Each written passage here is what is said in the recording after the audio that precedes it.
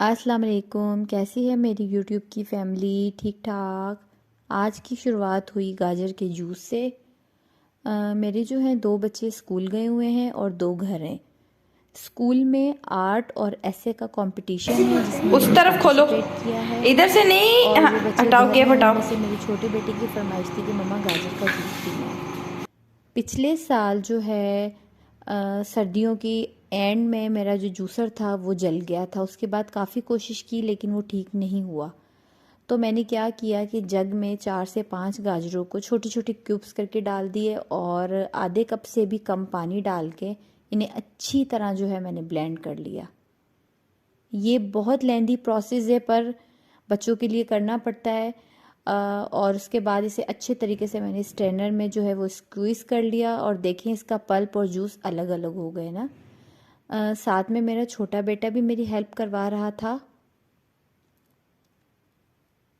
बच्चों को इस किस्म की चीज़ें सर्दियों में देना बहुत ज़रूरी है। अब तो खैर उनकी वेकेशन स्टार्ट हैं तो मेरी कोशिश यही है कि जितना हो सके मैं बच्चों को अच्छी चीज़ें दूँ सुबह में ना।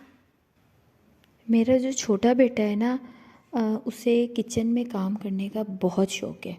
मतलब कि उसे कुकिंग में इतनी दिलचस्पी है कि मैं आपको क्या बताऊँ।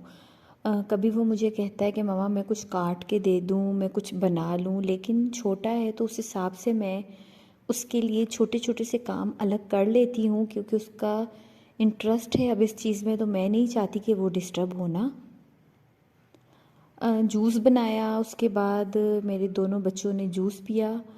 मैंने सुबह ही नाश्ता कर लिया था जब 2 बच्चे स्कूल गए थे और हस्बैंड के लिए नाश्ता बनाया तो उनके साथ ही जो है आज मैंने नाश्ता कर लिया था। मेरी जो बड़ी बेटी हैं वो सबसे पहले फ्री हो गई थी पेपर से। छोटे बेटे के पेपर्स में इस दफ़ा काफ़ी गैप है, अब 2-3 दिन इनका गैप था। और जो है कल इनका लास्ट पेपर है जीके का ना, जिसकी प्रिपरेशन ये आज करेंगे ना बैठ के। आज का क्या प्रोग्राम है? अभी नाश्ता करेंगे, जब शाम वाले आएंगे तो मैं और शाम फिर खेलने जाएंगे, वापस आएंगे। कितनी देर खेलने जाएंगे? हाफ और क्या खेलने जाएंगे? क्रिकेट। ओके। और तो फिर आके पेपर की तैयारी करेंगे। कौन सा उसके बाद पेपर है कल? जीके का जनरल नॉलेज लास्ट पेपर है। लास्ट पेपर है। और उसके बाद असर की अजान होगी, नमाज पढ़ने जाएंगे। उसके एंड बाद आएंगे, पापा आ चुके होंगे। तो जी आपने सुनी मेरे बच्चे की बातें। वो बातें कर रहा था और मैंने उसका एक क्लिप रिकॉर्ड किया आप लोगों के लिए। इस वक्त 10 बज रहे हैं और देखिए विंटर वेकेशन का मतलब ये नहीं होता कि आप लोग जो हैं वो सो के गुजारें या बच्चे आपके 12-1 बजे तक सोए रहें और आप रात 12-1 बजे तक जागते रहें। मेरी ये कोशिश है कि दोपहर 12 बजे तक बच्चों को मैं नाश्ता करवा दूँ, मॉर्निंग ड्रिंक दे दूँ, घर की सफाई हो जाए। मैंने अपने हेल्पर के साथ भी इसी तरह टाइम सेट किया है और मैं अपना किचन भी जो है वो नीट एंड क्लीन कर लूँ क्योंकि मेरी जो बड़ी बेटी हैं उनकी क्लासेस होती हैं ऑनलाइन। उसके बाद जो मेरे बाकी बच्चे हैं इनकी भी अपनी बहुत सारी एक्टिविटीज़ हैं। 12 से लेके 5 बजे तक मैं बच्चों के साथ पूरे तरीके से जो है वो टाइम स्पेंड करूँगी, जिसमें खाना पीना भी होगा, सेल्फ़ केयर भी होगी, पढ़ाई लिखाई भी होगी और भी बहुत सी मज़ेदार बातें हैं जो मैं कोशिश करूँगी आप लोगों के साथ शेयर करती रहूँ। अच्छा, यहाँ पे मैं आप लोगों को एक और बात बताऊँ। अच्छी चीज़ें सिर्फ़ अलमारियों में रखें इसका कोई फ़ायदा नहीं होता। देखें आपके पास अल्लाह ताला का दिया जितना भी है सबसे पहले तो हमें उसका शुक्र अदा करना चाहिए और उसके बाद अपनी लाइफ़स्टाइल जो है वो बेहतर से बेहतर बनाने की कोशिश भी करनी चाहिए। मैं जो मेरे पास होता है यकीन करें मैं कभी भी छुपा के अलमारियों में या शोकेस में ताले लगा के नहीं रखती, मैं उसे यूज़ करती हूँ। अभी मैंने रिसेंटली जो है ये बेडशीट्स ख़रीदी थी और जो है कल जो है मैंने ये न्यू ब्लैंकेट लिया है अपने रूम के लिए। इससे पहले आप लोगों ने देखा होगा मेरे पास ब्राउन कलर का ब्लैंकेट था जो 5 साल पहले मैंने लिया था ना। उससे पहले मेरे पास था लाइट ग्रे और येलो टाइप कलर का, इसलिए मैंने इस दफ़ा जो है वो रेड और पिंक कलर का लिया है। ये बहुत खूबसूरत है, बहुत सॉफ्ट इसका स्टफ़ है, वेलवेट है ये। जो चीज़ें हुआ करें वो आप यूज़ किया करें, अपने आप को जो है कंफर्ट दें, अपनी ज़िंदगी अच्छी बनाएं, साफ़ सुथरी चीज़ें हों, चाहे वही चीज़ें जो है आप दोबारा धो के इस्तेमाल करें, थोड़ा हो लेकिन ना साफ़ सुथरा हो, आपका घर अच्छा लगे।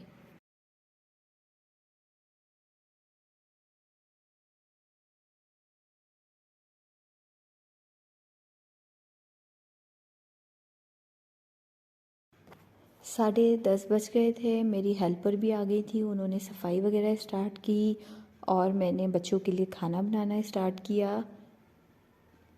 बच्चों ने कहा कि आज जो है हमें बैंगन खिलाएं आप ना बना के।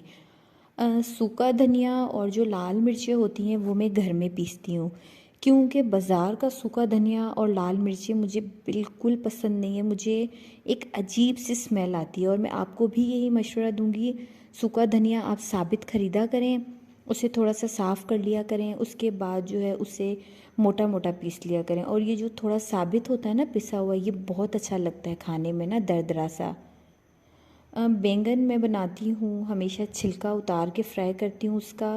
और अक्सर होता है कि जब आप बैंगन फ्राई करें ना तो उसका टेस्ट कभी कभी कड़वा भी हो जाता है ना थोड़ा सा।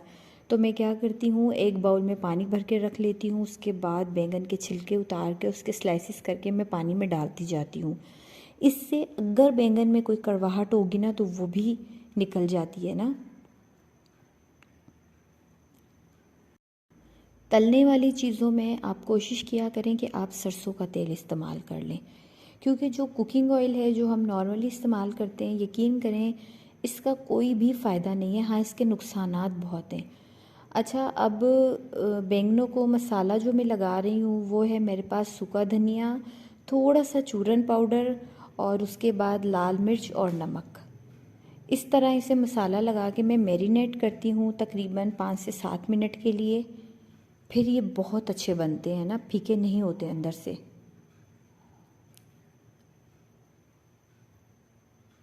बैंगन डाल दें थोड़े से तेल में और फिर इसे ढक के पकाएं।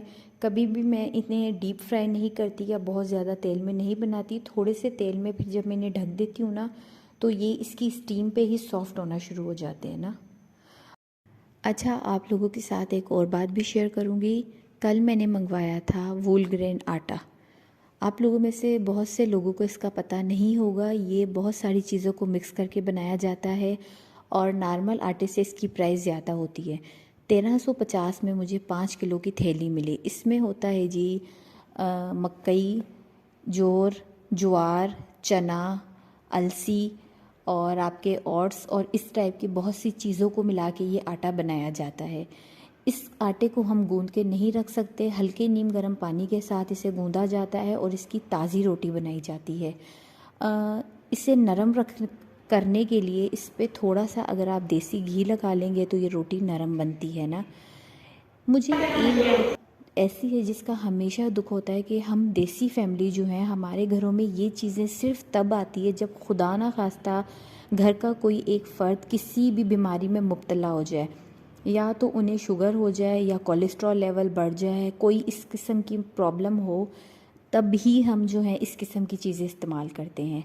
तो इस वेकेशन में अगर कोशिश करें, ये अफोर्ड कर सकते हैं तो इस आटे को मंगाएं और बच्चों को कम से कम 2 हफ्ते तक तो इसकी रोटी बना के दें। ताज़े ताज़े पराठे बनाएं, हल्का सा देसी घी लगाएं और बच्चों को सुबह नाश्ते में दें, दोपहर को देना, बहुत हेल्दी चीज़ है। अच्छा, बच्चों को खाना वाना देने के बाद मैंने अपना जो किचन है वो नीट एंड क्लीन कर लिया अच्छे तरीके के साथ। मेरी जो हेल्पर हैं वो अपना काम भी साथ साथ कर रही थी। आज जो है उन्होंने बाहर का फ़र्श धोया था। तो कल मैंने लगवाई थी मशीन, कपड़े वॉश हुए थे और आज मुझे वार्डरोब वगैरह अपनी सेट करनी थी ना। लेकिन अल्हम्दुलिल्लाह अल्लाह का करम है कि अब ये चीज़ की बड़ी आसानी हो गई है कि बच्चों को अपनी वार्डरोब सेट करने की आदत पड़ गई है। मेरा बड़ा बेटा खेल के आया बाहर से क्रिकेट, तो इन्होंने कहा कि मम्मा मुझे फ़्रेश होना है तो उससे पहले हम अपनी वार्डरोब सेट कर लेते हैं ना। तो उससे होता ये है, देखें हर कोई अपने अपने हिस्से के कपड़े जब ले लेता है तो फिर मेरे लपेटने के कपड़े बहुत थोड़े होते हैं। मुझे चादरें वगैरह लपेटनी होती है, थोड़े से जो है अपने कपड़े लपेटने होते हैं, तो मेरा काम भी आसान हो जाता है ना। देखिए, यही बात मैं आपको हर व्लॉग में समझाना चाहती हूँ कि बच्चों के ऊपर ज़िम्मेदारियाँ डालें। शुरू शुरू में प्रॉब्लम होगी, क्योंकि जब तक बच्चा अंडरस्टैंड करे कि उसे करना क्या है ना, एक दफ़ा अगर आपके बच्चे इन चीज़ों को समझ जाते हैं ना, तो आपकी लाइफ बहुत स्मूथ और जो है ना आसान तरीके से चलेगी। आज जो है आपकी बहन आपको ज़बरदस्त सी रेस्टोरेंट स्टाइल कॉफ़ी घर में बनाना सिखाएगी, वो भी 5 मिनट में बिना किसी एक्स्ट्रा टूल्स के। एक साशे आप लोगों ने ले लेना है नेस्कैफ़े का, उसे आप डाल दीजिए कप में। कप थोड़ा बड़ा ले लें तो ज़्यादा अच्छा है।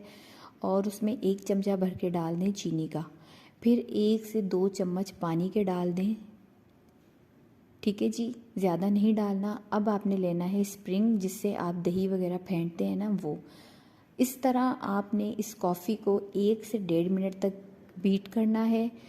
आप बीच बीच में ब्रेक ले सकते हैं, ज़्यादा मेहनत नहीं लगती। और 1 से 1.5 मिनट में आपकी कॉफ़ी इतनी अच्छी बीट हो जाएगी, ऐसे लगेगा कि आपने एक बीटर यूज़ किया है।